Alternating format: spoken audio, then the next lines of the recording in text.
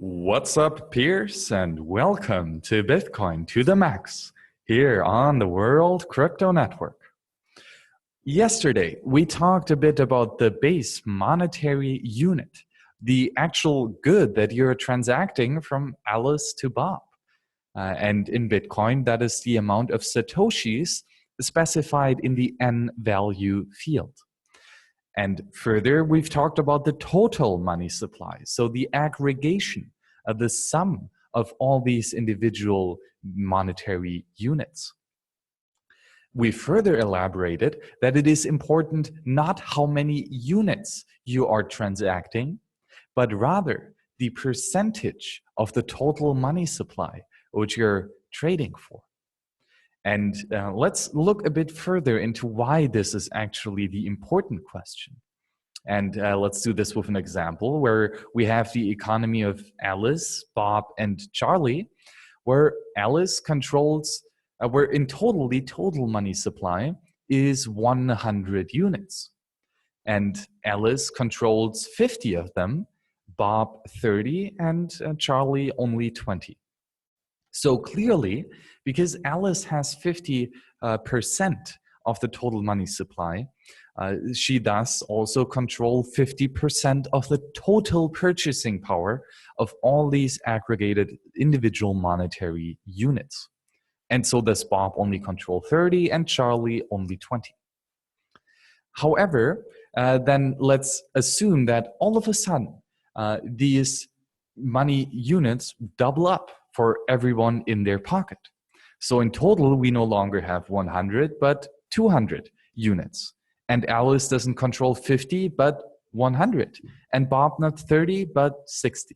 And Charlie not 20, but 40. Did that actually change anything? Well, yes, they now have different amounts of monetary unit, but that's not interesting, right? The interesting part is the percentage of the total money supply. And here, nothing much has changed. Alice has 50% and Bob has 30% and Charlie has 20%. So everyone has the same percentage-wise allocation to the total money supply, and thus everyone controls the same amount of purchasing power before and after this magic event of the doubling. But now let's assume that these additional 100 monetary units are not equally distributed to everyone at the same time, but rather all of them go to Alice. So now Alice controls 150 of these monetary units, which means 75%. And Bob still only controls his 30, which are 15%. And then Bob or Charlie controls still only his 20 units, which are now only 5%. And clearly in this example, we see that Alice, the money producer, has won in purchasing power in the percentage allocation of the total money supply. Alice is now much better off compared to Bob and Charlie, who have not produced this money. So clearly, those that create this money and those that receive this money have an advantage at the expense of those that do not have access to these newly printed units. But even further, let's assume, still now within the same 200 units of money, that Alice is buying something from Bob. And so she gives Bob 20 of her money units. So Alice only now controls 130, but Bob now not 30, but actually 50 units. And this means that Bob now has 25% of the total money supply. But he had to give up proportionally more than Alice, because Alice has acquired this cheap money before Bob. And Alice's prices have already adjusted to these 100 additional units. But Bob's percentage and Bob's prices have not yet adjusted. So Bob had to give up his hard-earned goods and services in order for the cheaply produced money that Alice has. But actually, Bob is still better off than Charlie, because now at least Bob has already interacted with Alice, and so he has realized that there are additional monetary units, and thus he can adjust his prices upwards to reflect the increase in money supply.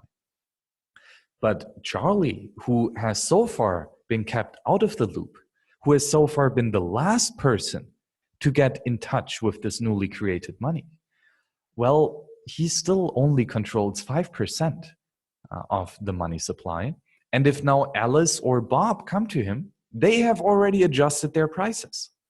But, well, Charlie has not. So this is the Cantillon effect. This means that those that produce the money first gain the most, and then those that receive the money last, they lose the most. And it's a gradient in between. So even though Bob did not produce this money, he was the first to interact with Alice after she has produced them. And thus Bob is still a winner. He's not as much of a winner as Alice. She has clearly received most of the gains, but at least Bob is better off than Charlie. And this is why inflation is truly bad. An increase in the money supply is bad because those that receive this printed money out of nothing for no cost, they can gain at the expense of those that actually produce goods and services, the hardworking, everyday layman. And this is why Bitcoin is so interesting, because in Bitcoin, you cannot print yourself money. There is no Alice, because Alice does not have the right and she does not have the power to inflate the Bitcoin money supply. And this, my friends, is why Bitcoin is to the max. Here on the World Crypto Network, the show has been sponsored by you, the peers, who very gratefully give a small portion of their total Bitcoin money supply on teleco.in/HillebrandMax. In exchange, you get a couple of these shows as soon as they're produced. So thank you very much, and see you, my peers, on the next show. Bye-bye.